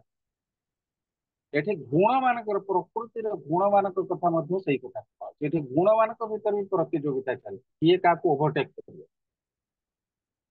ରଜଗୁଣ ଚେଷ୍ଟା କରୁଛ ସତ୍ୱ ଗୁଣକୁ ଟପିକି ପଳେଇବ, ସତ୍ୱ ଗୁଣ ତମ ଗୁଣ, କେତେବେଳେ ତମ ଗୁଣ ଚେଷ୍ଟା କରୁଛି ମୁଁ ରଜଗୁଣ ଆଉ ସତ୍ୱ ଗୁଣକୁ ଦବେଇ ଦେବି, କେତେବେଳେ ସତ୍ୱ ଗୁଣ ଚାହୁଁଛି ମୁଁ ରଜଗୁଣ ଏବଂ ତମ ଗୁଣକୁ ତଳେ ପକେଇବି। ଏହାର ଅର୍ଥ ହଉଛି ଯେତେବେଳେ ଯୋଉ ଗୁଣ ଲୋକ ପାଖରେ ପ୍ରକାଶିତ ହୁଏ, ଏହାର ଅର୍ଥ ହଉଛି ଅନ୍ୟ ଦୁଇଟି ଗୁଣ ସେତେବେଳେ ସପ୍ରେସ ହେଇଯାଏ। ଅର୍ଥାତ ଆମେ ଯେତେବେଳେ ଭଗବତ ଚେତନାରେ ରହନ୍ତି ସେତେବେଳେ କଣ ହୁଏ ନା ରଜଗୁଣ ଏବଂ ତମ ଗୁଣ ଆମ ପାଖରେ ପ୍ରକାଶିତ ହେଇପାରନ୍ତି ନାହିଁ, ସେମାନେ ସପ୍ରେସ ହେଇକି ରହନ୍ତି। ସେମିତି ଭାବରେ ଯେତେବେଳେ ଗୋଟେ ଲୋକ ପାଖରେ ଅତ୍ୟଧିକ କାମନା ମାନେ ସୃଷ୍ଟି ହୁଏ, ସେତେବେଳେ ତା ପାଖରେ ସତ୍ୱ ଗୁଣ କିମ୍ବା ତମ ଗୁଣ ପ୍ରକାଶିତ ହେଇପାରେନି, ସପ୍ରେସ ହେଇକି ରହେ। ସେତେବେଳେ ରଜ ଗୁଣ ଫୁଟିକିରି ଉପରକୁ, ବୁଝିଲା। ସେମିତି ତମ ଗୁଣ ଯେତେବେଳେ ମଦ ଫଦ କଥା ଉଠିବ, ସେତେବେଳେ ଏଇ ଅଜ୍ଞାନତା ସବୁବେଳେ ପରିପୂର୍ଣ୍ଣତା ଲାଭ କରିବ ଅଜ୍ଞାନତାରେ, ସେତେବେଳେ ତମ ଗୁଣ ଓଭରଟେକ୍ କରିଯିବ ରଜଗୁଣ ଏବଂ ସତ୍ୱ ଗୁଣ। ତ ଏଇଭଳି ଭାବରେ ସତ୍ୱ ରଜ ତମ ତିନି ଗୁଣ ଭିତରେ ମଧ୍ୟ ସବୁବେଳେ ପ୍ରତିଯୋଗିତା ଚାଲିଛି ବୋଲିକି ଭଗବାନ କହୁଛନ୍ତି ଯେ ରଜଗୁଣ ସତ୍ୱଗୁଣକୁ ଦବେଇ ଦେଇକି ଅଧିକ ଶକ୍ତିଶାଳୀ ହୋଇ ଉଠେ, କେତେବେଳେ ସତ୍ୱଗୁଣ ରଜଗୁଣକୁ ହରାଇକିରି ଉପରକୁ ଉଠେ, କେତେବେଳେ ତମ ଗୁଣ ସତ୍ୱଗୁଣ ରଜଗୁଣକୁ ମଧ୍ୟ ଦବେଇ ଦେଇକି ଉପରକୁ ଉଠେ। ତ ଏହିପରି ଭାବରେ ପ୍ରତିଷ୍ଠା ଲାଭ କରିବା ନିମିତ୍ତ ବରାବର ଗୁଣମାନଙ୍କ ଭିତରେ ପ୍ରତିଯୋଗିତା ଚାଲେ। ତ ପ୍ରକୃତିରେ ମଧ୍ୟ ଏ ପ୍ରତିଯୋଗିତା ଦେଖିବାକୁ ମିଳୁଛି। ତେଣୁ ଏଇ ଯୋଉ ଶ୍ଲୋକ ମାଧ୍ୟମରେ ଆମେ ଏଇ ଶିକ୍ଷା ପ୍ରାପ୍ତ ହଉଛନ୍ତି ଯେ କୌଣସି ଲୋକ ପାଖରେ ଯେତେବେଳେ କୌଣସି ପ୍ରକାରର ମାନେ ଗୁଣ ଆମେ ଦେଖିବାକୁ ପାଆନ୍ତି, ବିଶେଷତ୍ୱ ଦେଖିବାକୁ ପାଆନ୍ତି, ସେତେବେଳେ ଆମେ ଆପେ ଜାଣିପାରିବା ଏ ଲୋକ ପାଖରେ କି ପ୍ରକାର ଗୁଣ ପ୍ରକାଶିତ ହୁଏ। ଏଇଥିରୁ ଧରା ପଡିଛି କୋଉ ଗୁଣର ବଶବର୍ତ୍ତୀ ସିଏ ବର୍ତ୍ତମାନ, ବୁଝିପାରୁଛନ୍ତି ନା, କୋଉ ଗୁଣରେ ସେ ବଶବର୍ତ୍ତୀ ହେଇକି କର୍ମ କରୁଛି। ଯଦି ଅତ୍ୟଧିକ ମଦ ପିଇବାକୁ ତାର ଇଚ୍ଛା ହଉଛି, ଖରାପ କର୍ମ କରିବାକୁ ଇଚ୍ଛା ହଉଛି, ସେତେବେଳେ ଆମେ ନିଶ୍ଚିତ ଭାବରେ ଜାଣିପାରିବା ଏ ଲୋକ ତମ ଗୁଣରେ ବଶବର୍ତ୍ତୀ ହେଇଛି। ଯେତେବେଳେ ସାଧୁ ସଙ୍ଗ କରିବାକୁ ଇଚ୍ଛା ହଉଛି, ଶାସ୍ତ୍ର ପଠନ କରିବାକୁ ଇଚ୍ଛା ହଉଛି, ଭଗବତ ତତ୍ତ୍ୱକୁ ଜାଣିବାକୁ ଇଚ୍ଛା ହଉଛି, ସେତେବେଳେ ଆମ ଭିତରେ ନିଶ୍ଚିତ ଭାବରେ ଚେତନା ସୃଷ୍ଟି ହଉଛି ଏଇ ବ୍ୟକ୍ତି ସତ୍ୱ ଗୁଣର ଅବସ୍ଥାନ, ବୁଝିଲା। ତେଣୁ ଏଇପରି ଭାବରେ ଗୁଣ ମାନେ ମଧ୍ୟ ଗୋଟେ ଗୁଣକୁ ଓଭରଟେକ୍ କରନ୍ତି, ନିଜ ନିଜ ଭିତରେ ପ୍ରତିଯୋଗିତା କଣ୍ଟିନ୍ୟୁଅସଲି ଚାଲେ, ବୁଝିଲା। ହରେ କୃଷ୍ଣ ପ୍ରଭୁ। ହରେ କୃଷ୍ଣ। ଏ ଯୋଉ ସ୍ତ୍ରୀ ଗୁଣ ଖାଲି ମନୁଷ୍ୟ ଭିତରେ ଥାଏ ନା ଅନ୍ୟ ସବୁ ଜୀବ ସମସ୍ତଙ୍କ ଭିତରେ ଦେଖନ୍ତୁ ଚେତନା କେବଳ ମନୁଷ୍ୟ ପାଖରେ ନାହିଁ, ସବୁ ଜୀବଙ୍କ ପାଖରେ ଚେତନା ଅଛି। କିନ୍ତୁ କଥାଟା ହଉଛି ମନୁଷ୍ୟ ଏମାନଙ୍କ ଭିତରେ ହଉଛି ସର୍ବଶ୍ରେଷ୍ଠ ପ୍ରାଣୀ। ତା ପାଖରେ ବୁଦ୍ଧି ଅଛି, ଜ୍ଞାନ ଅଛି, ଏସବୁ ଜିନିଷ ଅଛି, କିନ୍ତୁ ଜୀବମାନଙ୍କ ପାଖରେ ବୁଦ୍ଧି ଜ୍ଞାନ କିଛି ନାହିଁ। ବୁଝିଲା? ତେଣୁ ତାଙ୍କର ଚେତନା ଯୋଉ ସ୍ତରରେ ଥାଉ ନା କାହିଁକି ସେଟା ଭଗବାନ ଏଠି ତାକୁ ଗ୍ରହଣ କରୁନାହାନ୍ତି। ଧରିନିଅ ଗୋଟେ ଛୋଟିଆ ଏକ୍ସାମ୍ପଲ ଆପଣ ନିଅନ୍ତୁ। ଗୋଟେ ଜୀବ ଯେତେବେଳେ ଆଉ ଗୋଟେ ଜୀବ ଉପରେ ଆକ୍ରମଣ କରୁଛି, ତାର ମାଂସକୁ ଖାଉଛି, ତା ରକ୍ତକୁ ଖାଉଛି, ସେତେବେଳେ ତାକୁ ପାପ ଲାଗୁନି। ଲାଗୁଛି କି? ଲାଗୁନାହିଁ, କାରଣ ସେଇଟା ହଉଛି ତାର ପ୍ରବୃତ୍ତି, ଆନିମାଲିଟି, ପଶୁତ୍ୱ ପ୍ରବୃତ୍ତି। କିନ୍ତୁ ମନୁଷ୍ୟ ଯେତେବେଳେ ସେଇ କାମ କରିବ, ଗୋଟେ ଜୀବକୁ ହତ୍ୟା କରି ତା ମାଂସକୁ ଖାଇବ, ସେତେବେଳେ ତାକୁ ପାପ ଲାଗେ। କାରଣ ତୋ ପାଖରେ ବୁଦ୍ଧି ଦିଆହେଇଛି, ତୋ ଚେତନା ଉନ୍ନତ, ତୁ ଏଭଳିଆ ଭୁଲ କର୍ମ କେମିତି କର? ବୁଝିହେଲା? ବୁଝିପାରିଲେ ନା ନାଇଁ? କିନ୍ତୁ ଆମେ ଯୋଉ କହୁଛେ ଗୋଟେ ପାଗଳ ହାତୀ ବା ଏ ବଳରେ ସେ ଗୋଟେ ସ୍ୱଭାବର, ଆଉ ଆମେ ଯୋଉଟା ପୋଷା ମାନେ ଆସିକି ଅଛି ଜୁ ଭିତରେ କି ସଂସ୍ପର୍ଶରେ, ତାର ସ୍ୱଭାବ ତ ଅଲଗା। ସେଠି ଠିକ ସେମିତି ଭାବରେ ଆପଣ ଚିନ୍ତା କରୁନାହାନ୍ତି, ଏଇ ମନୁଷ୍ୟ ସମାଜରେ ସେମିତିଆ ଲୋକ ନାହାନ୍ତି। ଜଣେ ମନ୍ଦିରକୁ ଯାଇକିରି ତାର ଆନନ୍ଦ ଅନୁଭବ କରୁଛି, ଜଣେ ମଦ ମାଂସ ଖାଇକିରି ଆନନ୍ଦ ଅନୁଭବ କରୁଛି। ତେଣୁ ସେଇ ତର ମଣିଷ ନା ନାହିଁ? ଇଏ ବି ମଣିଷ, ସିଏ ବି ମଣିଷ। ଆ ଚେତନା କାହିଁକି ଉନ୍ନତ, ତା ଚେତନା କାହିଁ ଏତେ ନିଚ ସ୍ତର? ତାର ଠିକ ତାର ସେମିତି ଗୁଣ, କଲେ ଯାହାର ଗୁଣମାନଙ୍କର ପ୍ରଭାବ ସାତ୍ଵିକ ଅଛି। ଗୁଣ ଅଛି, ସେ ଗଲା ମନ୍ଦିରକୁ ଗଲା, ସେ ଭଲ ଭାବନା ଚିନ୍ତା କରିକି ଗଲା। ବା ଗୁଣର ତେଣୁ ତାରି ପ୍ରଭାବ। ପ୍ରଭାବ, ଗୁଣମାନଙ୍କର ପ୍ରଭାବ ଏଠି ପଡୁଛି। ପରବର୍ତ୍ତୀ ଶ୍ଲୋକ।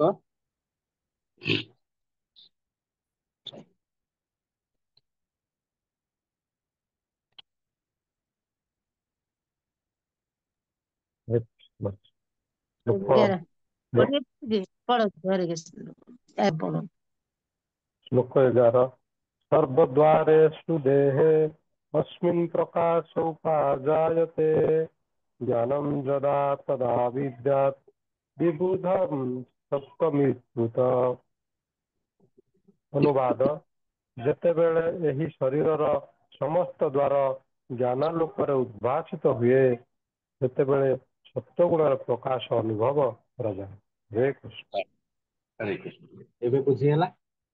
ଯେତେବେଳେ ବ୍ୟକ୍ତି ପାଖରେ ସତ୍ୱ ଗୁଣ ପ୍ରକାଶିତ ହୁଏ, ସେତେବେଳେ ତା ପାଖରେ ସବୁ ଚେତନା ଗୁଡିକ ମଧ୍ୟ ସତ୍ୱ ଗୁଣରେ ଥାଏ, ପରିପୂର୍ଣ୍ଣତା ଥାଏ। ସେତେବେଳେ ପୁରା ଜ୍ଞାନାଲୋକରେ ଉଦ୍ଭାସିତ ହଉଥାଏ, ଅର୍ଥାତ୍ ସେ ସମ୍ପୂର୍ଣ୍ଣ ଦିବ୍ୟ ଜ୍ଞାନରେ ପରିପୂର୍ଣ୍ଣତା ଲାଭ କରେ।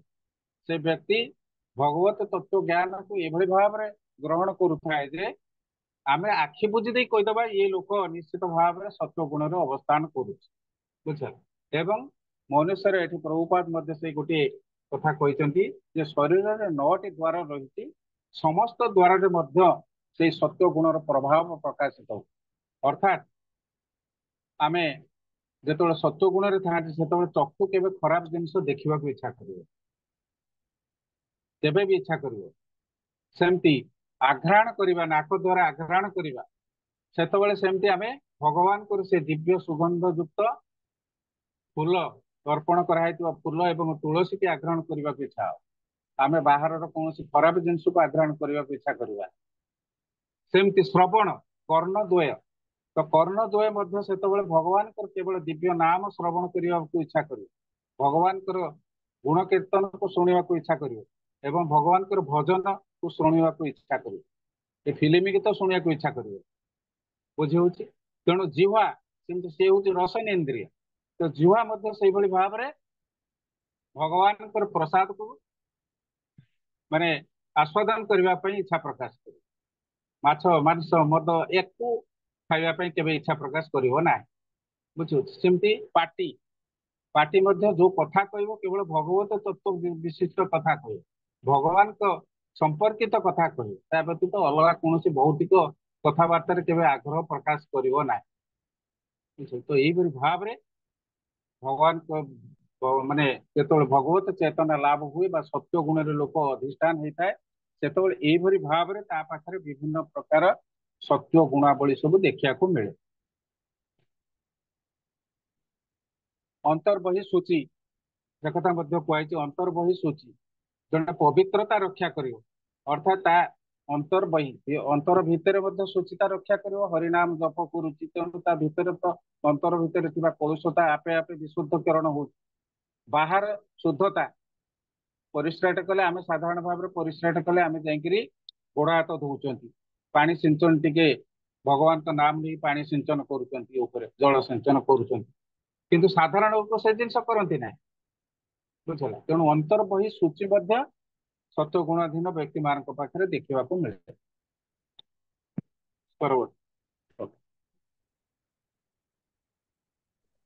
हरे कृष्ण।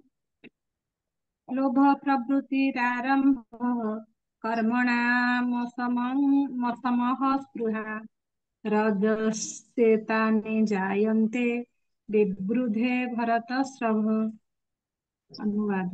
हे भरत श्रेष्ठ, ଯେତେବେଳେ ରଜଗୁଣର ଆଧିକ୍ୟ ହୁଏ ସେତେବେଳେ ଅଧିକ ଆସକ୍ତି, ଅଦମ୍ୟ କାମନା, ଆକାଂକ୍ଷା ଏବଂ ବିରାଟ ପ୍ରଚେଷ୍ଟାର ଲକ୍ଷଣମାନ ପ୍ରକାଶ ପାଏ। प्रकाशित हुए तो ये रजगुण कथा ये कहुच्छी जो रजगुण अत्यधिक हो जाए से आसक्ति आस पारिवारिक आसक्ति बंधुवर्गर आसक्ति प्रिया प्रीतिर आसक्ति स्त्री पिलेर आसक्ति एगुड़ा सब आसो अदम्य कामना सृष्टि हम घर करी गाड़ी किणमी सुना किणमी बुझा तो ये समस्त जिनिस अदम्य कामना खाली ये नुहे धन संचय कर कामना जमीबाड़ी किणवार कामना एगुड़ा सब ता भर आस स्त्री जो मैंने सब स्त्री संगी कर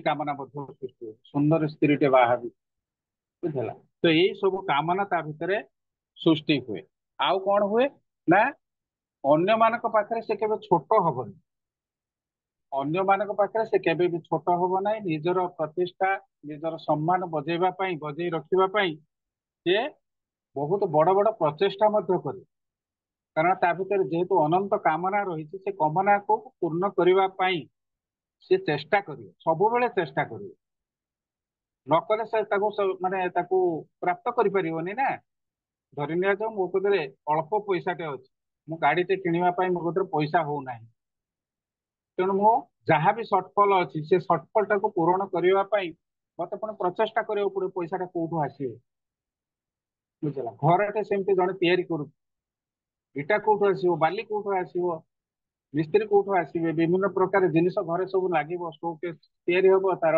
सब वार्डरोब तैयारी हम तो विभिन्न प्रकार जिनिस आनुषांगिक जिनिस ये सब कामना भितर जाऊ तो एमती सब मुझे तो से सब करने पुणी चेष्टा भी अच्छी बिना चेष्टा एगुड़ा हम ना लोक परिश्रम भी करा पड़ो समय से दवाक पड़ो तेणु कामना गुड़ाक एमतिया जिनस जे कामना मनुष्य को एमती बांधिकी रखी थाए आप 24 घंटा जाक देदेले मत से सर आज्ञा कामना हरे कृष्ण प्रभु जी कामनार विनाश रे दुखर विनाश यदि कामना आज्ञा कामना पूर्ण न होला ताले चलला बास तेणु ये कामना को चरितार्थ करने जीवन सारा भी दे दौर टोटाल जीवन सरी जाऊँ बुढ़ी बुढ़ा हवा पर्यंत भी तांकर कामना सरू बुझला रिटायरमेंट पर भी लोक अच्छा आजिकल आप लक्ष्य करेंगे रिटायरमेंट पर अंततः टिके भगवान को नाम नवा ये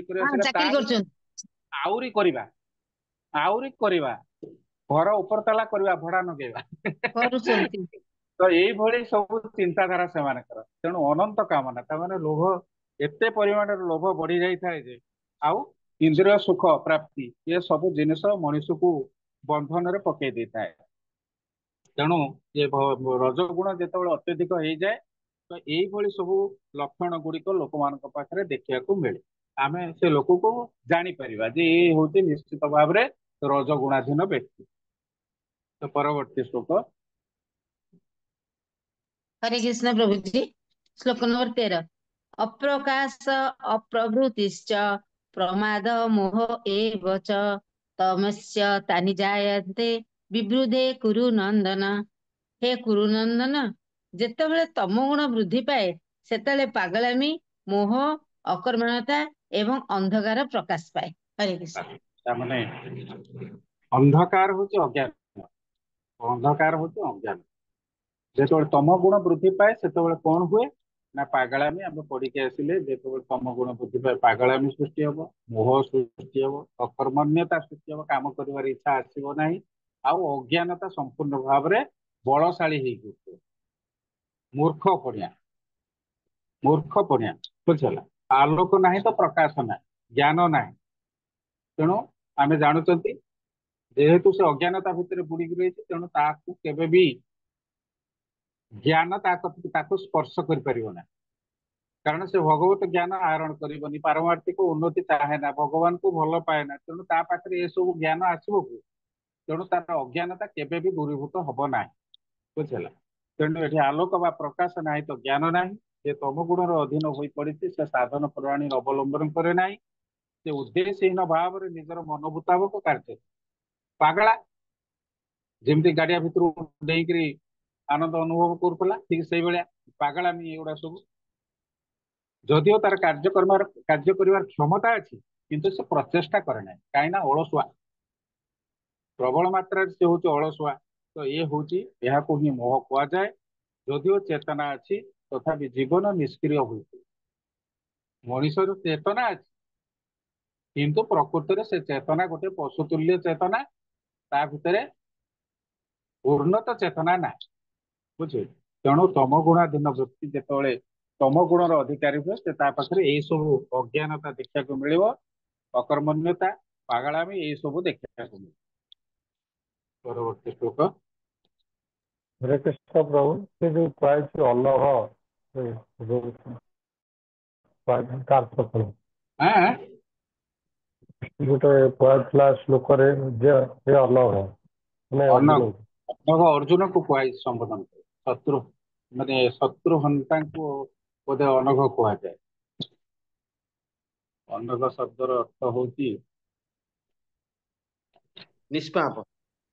ନିଷ୍ପାପ, ପାପ ଶୂନ୍ୟ। ନିଷ୍ପାପ। ହଁ, ପାପ ଶୂନ୍ୟ। ଅନଘ ହଉଛି ପାପ ଶୂନ୍ୟ। ପରବର୍ତ୍ତୀ ଶ୍ଲୋକ। ହରେ କୃଷ୍ଣ ପ୍ରଭୁ ଟାଇମ୍ ହେଇଗଲାଣି। ଶ୍ଲୋକ ନମ୍ବର 14। ଗୋଟେ ଦିଟା ଟାଣିବା, ଗୋଟେ ଦିଟା 15 ପର୍ଯ୍ୟନ୍ତ ଶେଷ କରିବା, 15 କରିକି ଶେଷ କରିବା। ଯଦା ସତ୍ତ୍ୱେ ପ୍ରବୃଦ୍ଧେ ତ୍ୱଂ ପ୍ରଜୟଂ ଜାତି ଦେହଭୂତଂ ତଦୋତ୍ତମମିଦ୍ବିଦାଂ ଲୋକକାନଂ ନମାଳାనం ପ୍ରତିପଦ୍ୟତେ। ଅନୁବାଦ। ସତ୍ୱଗୁଣ ବୃଦ୍ଧି ପାଉଥିବା ସମୟରେ ଯଦି ବ୍ୟକ୍ତି ମୃତ୍ୟୁବରଣ କରେ, ତାହେଲେ ସେ ଅତି ପବିତ୍ର ଓ ବିଶୁଦ୍ଧ ଉଚ୍ଚତର ଲୋକ ପ୍ରାପ୍ତ ହୁଏ।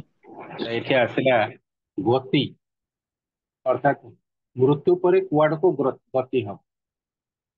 ଏଭଳିଆ ବ୍ୟକ୍ତି ମାନେ ସବୁ ମୃତ୍ୟୁବରଣ, ସମସ୍ତେ ତ ମୃତ୍ୟୁବରଣ କରିବେ ନା, ତେଣୁ ମୃତ୍ୟୁବରଣ କଲେ ଏମାନଙ୍କର ଗତି କୁଆଡକୁ ହବ।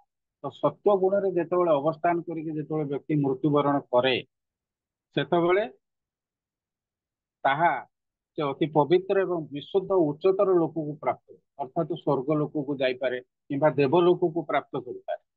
ବୁଝିଲେ। ଏଇ କଥା ହିଁ ଏଠି କୁହା ହଉଛି ଯେ ସେମାନେ ବ୍ରହ୍ମଲୋକ, ଜନଲୋକ, ତପଲୋକ ଏସବୁ ଲୋକକୁ ସେମାନେ ପ୍ରାପ୍ତ କରେ, ଉଚ୍ଚତର ଲୋକ। ସତ୍ୟ ଗୁଣାଧୀନ ବ୍ୟକ୍ତି ମୃତ୍ୟୁବରଣ କଲେ ସେମାନେ ବିଶିଷ୍ଟ ମୁନି ଋଷି, ଭକ୍ତବୃନ୍ଦ ବାସ କରୁଥିବା ଉଚ୍ଚତର ଲୋକ, ସେଇ ଲୋକରେ ସେମାନେ ଯାଇକିରି ଜନ୍ମ ଗ୍ରହଣ କରନ୍ତି ବା ବାସ କରନ୍ତି। ଜନ୍ମ ଗ୍ରହଣ ମାନେ ବାସ କରନ୍ତି। ସତ୍ୟ ଗୁଣ ସେଥିପାଇଁ ଉଚ୍ଚତର ଗୁଣ ବୋଲିକି କୁହା ହଉଛି।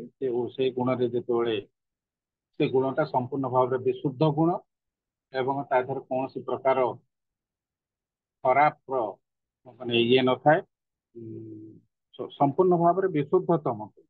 ତେଣୁ ସେ ବିଶୁଦ୍ଧତମ ଗୁଣରେ ଅବସ୍ଥାନ କରିକି ଯେତେବେଳେ ଧରାଯାଉ ଜଣେ ଭଗବାନଙ୍କ ଚେତନାରେ ବି ଯଦି ମୃତ୍ୟୁବରଣ କରୁଛି, ସେ ଭଗବତ ଧାମକୁ ଯାଉଛି, ଦେବତା ମାନଙ୍କୁ ଯେତେବେଳେ ସ୍ମରଣ କରିକିରି ସେ ମୃତ୍ୟୁବରଣ କରୁଛି, ଦେବଲୋକକୁ ପ୍ରାପ୍ତ କରୁଛି। ବୁଝିଲା। ତେଣୁ ସତ୍ୟ ଗୁଣରେ ଥିବା ବ୍ୟକ୍ତି କେବଳ ଏଇଭଳିଆ ଚେତନାରେ ସେ ରହିବ।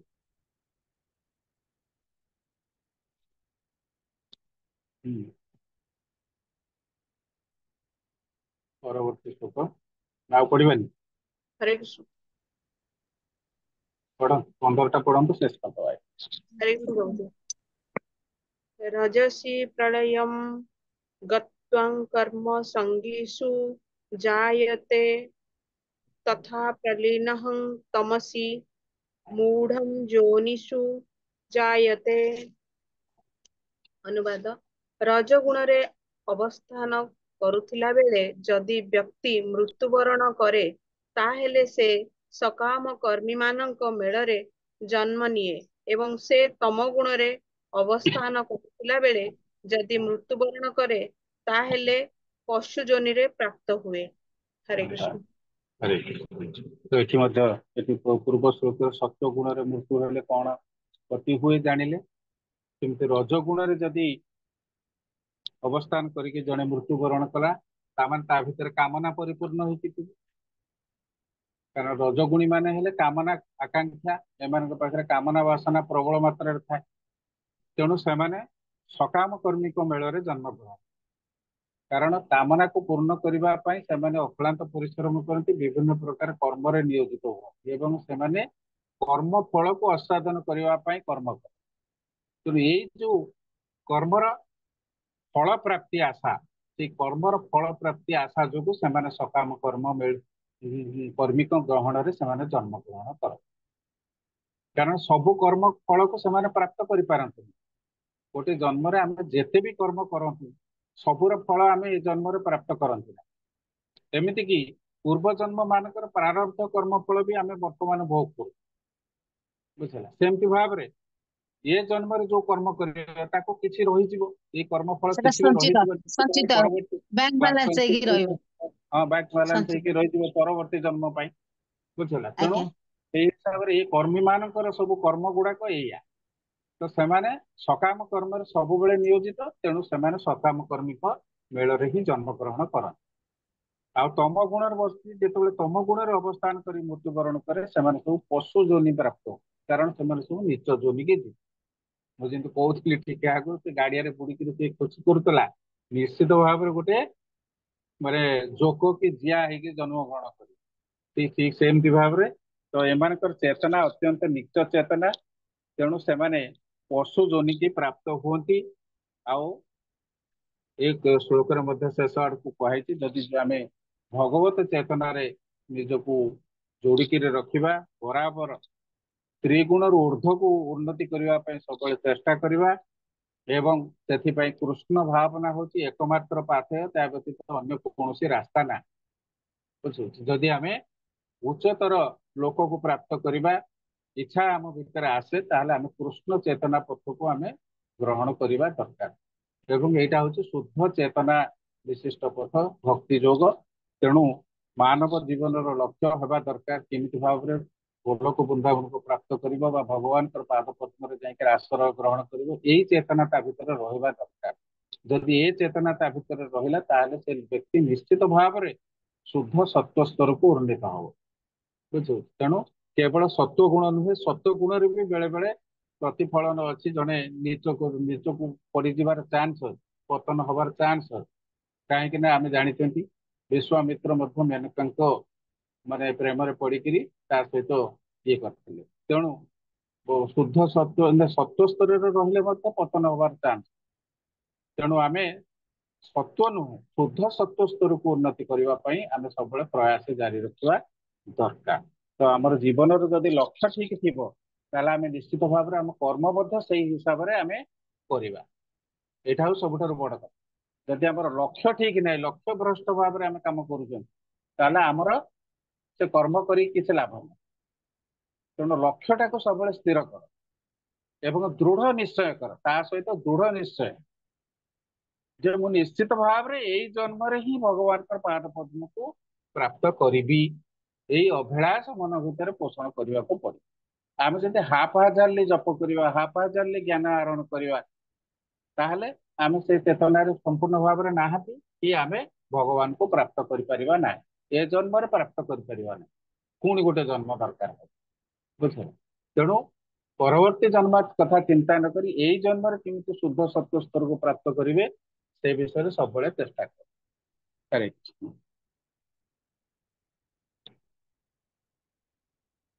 ହରେ हरे कृष्ण कृष्ण कृष्ण हरे हरे, हरे राम राम राम हरे हरे। वंशकल्पतरुभ्यश्च कृपासिन्धुभ्यः पतितानां पावनेभ्यो वैष्णवेभ्यो नमः। हरे कृष्णा। प्रभु जी आम गोटे हरे कृष्ण महामंत्र करवा बहुत सुंदर भाव कहते प्रभु जी भक्तिमय जीवन बहुत सुंदर हो समस्त हरे अनम्यूट करी कृष्ण हरे कृष्ण हरे कृष्णा हरे कृष्णा हरे हरे हरे राम राम हरे राम कृष्ण कृष्ण हरे राम राम राम राम हरे कृष्णा। हरे कृष्ण। हरे कृष्ण प्रभु दंडवत प्रणाम। प्रणाम। हरे कृष्ण। हरे कृष्ण प्रभु जी दंडवत प्रणाम। हेलो।